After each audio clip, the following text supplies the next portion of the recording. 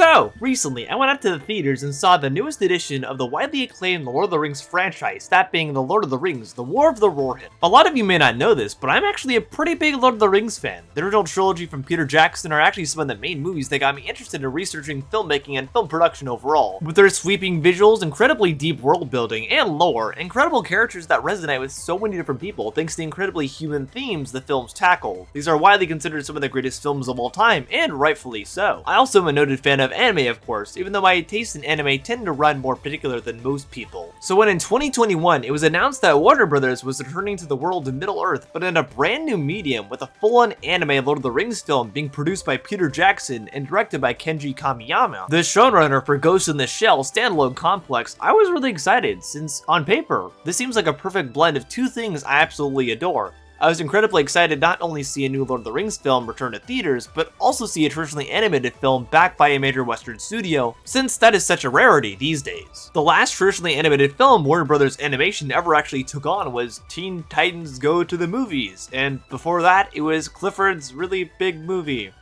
And now, 3 years after its initial announcement, Lord of the Rings: The War of the Rohirrim has finally arrived in theaters. So, is it worth going to the big screen to see this? Well, I have thoughts. And not only do I have thoughts on the movie itself and its overall quality, but I also have thoughts on what this movie's existence says for filmmaking and Hollywood and animation in Hollywood overall. To set the stage, let's talk about how this film became a thing at all to begin with. As stated before, this film was initially announced in 2021 and was fast-tracked to development to be put in theaters as quickly as possible. The main reason for the hastened greenlighting and rushed production time of this film was actually the fact that Warner Brothers was trying to hang on to the film rights for Lord of the Rings at the time, and technically they still are, since they have been competing with Amazon over this for quite a while now. Most notably since Amazon ever made their Rings of Power TV show, which is its own can of worms. As a result, Warner Brothers brought on Kenji Kamiyama, as stated before, since they'd already worked with him on the Blade Runner anime series, that being Blade Runner Black Lotus. So he was a very easy alumni to pull in for a project just like this. This film was initially stated to be the story of Helm Hammerhead, for whom Helm's Deep was named, and is a character in one of the appendixes of Lord of the Rings, most notably Appendix A, which details the history of Rohan's rulers. However, following this initial 2021 announcement, Warner Brothers basically went silent on this film for about 3 years until June of this year, where, at the Annecy Film Festival, they ended up showing 20 minutes of footage at a panel hosted by Andy Serkis, with Kamiyama and other producers also in tow to discuss the film and how they produced it. Interestingly enough, it was at this panel that some of the first criticisms for the film began to arise, with Animation Magazine noting that some of the animation in the movie looked kinda choppy, but they assumed it was just unfinished. Unfortunately, they are proven wrong, since just a month later, Warner Brothers actually decided to unleash the full trailer on their YouTube channel, which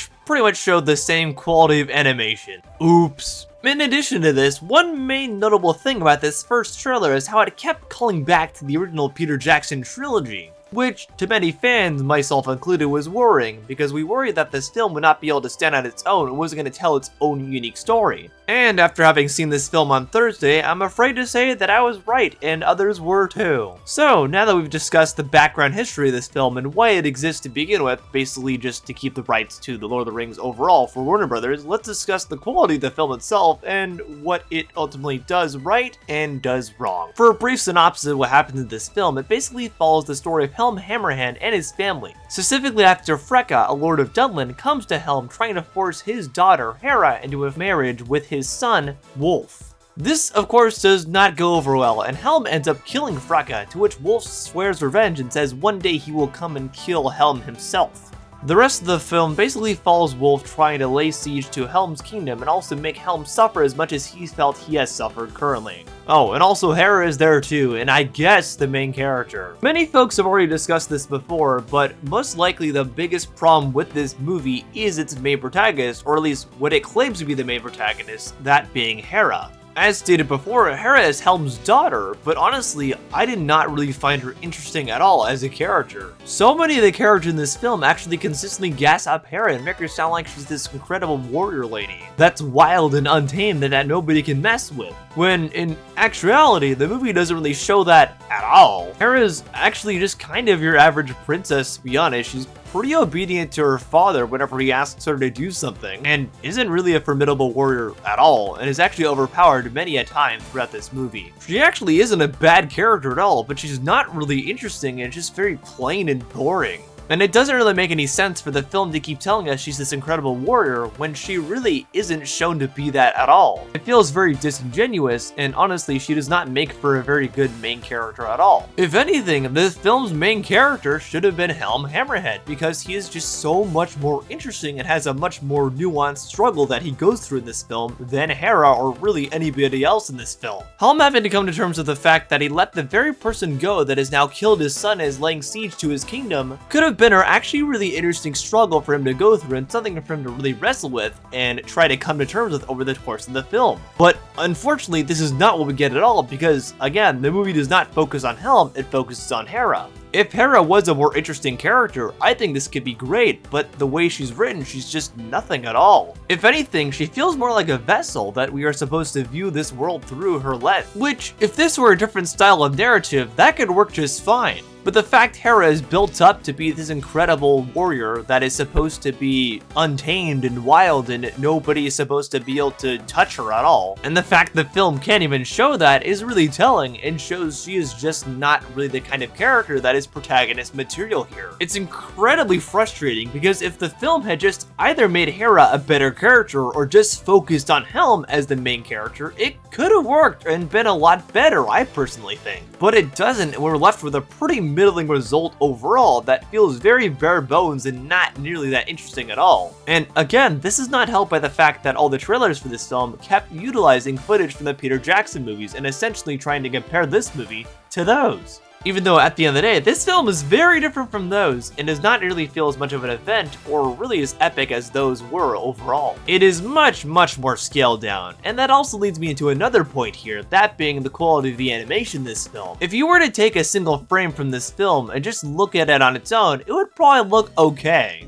However, if you actually watch the movie in a movie theater, and especially on a big screen where every single detail is really emphasized, the cracks really begin to show since this film is actually very choppy with much of its animation. While the aesthetic itself is actually okay and not too bad, in motion, and especially in a lot of big action sequences, it is clear that there was a pretty strict budget put on this film, and the rush job becomes very apparent with many of the bigger action pieces, and just how choppy and really not that great they look. A lot of the time, they feel like they're almost trying to emulate exact sequences from Peter Jackson's own films, but do them in a limited anime style, which really does not look that great at all. Since generally, anime has its own kind of style and type of action that it goes for, not really like this at all. And to be honest, there's plenty of anime that came out this year that looks far better than this overall. So where exactly does that leave audiences? We are basically left with a film that can't really appeal to Lord of the Rings fans because it's not nearly as deep or interesting or intricate as most Lord of the Rings fans would really like. And we're also left with a film that can't really appeal to anime fans either since the quality just really is not there with a lot of the animation. This honestly really disappointed me and I'm very sad with how it turned out since, as I said before, we almost never get a mostly traditionally animated film funded by a big budget studio, at least here in the West. So the initial announcement of hearing that Warner Brothers was taking on this project was pretty exciting, and I honestly really wish they had taken their time on it and not just rushed it out to meet some sort of copyright deadline. It's definitely very unfortunate. I'd give this a 5 out of 10, and if you want to see it, definitely go ahead and check it out for yourself. I obviously personally was not a fan, but perhaps you'll find something in it that I couldn't quite find. I will say, however, there is one other traditionally animated Warner Brothers project that is coming out next year, surprisingly. That being Looney Tunes The Day the Earth Blew Up, which I am actually very excited for, since this is actually the first ever fully animated theatrical Looney Tunes film ever, believe it or not. And it's fully hand-drawn animated and looks amazing. I'm very excited to see this, and if you're a fan of animation as well, especially really creative animation, definitely go see this, give this film your money. It looks like it's definitely going to be worth it, and I'm definitely going to review when it comes out too. Overall, I do hope we continue to see a variety of mediums in animation, especially theatrical animation. But I also do hope studios learn to take their time more on projects like this. It's really important. Overall, that's my thoughts. Thanks for watching. Hey, thanks for watching. If you liked this video, give it a like. If you didn't like it, give it a like anyway. If you want to check out all my socials down below, you can see all those down there. And if you want to join my Discord too, where you can communicate with me and others offline, that should be linked down below. And if you want to check out my letterbox, that is linked down below as well. That's where I review movies, oftentimes movies or shows I won't review here on YouTube. So you can check that out too if you want extra content from me. But for now, I've been Noah the Otter, and I'll see you on the otter side. Bye!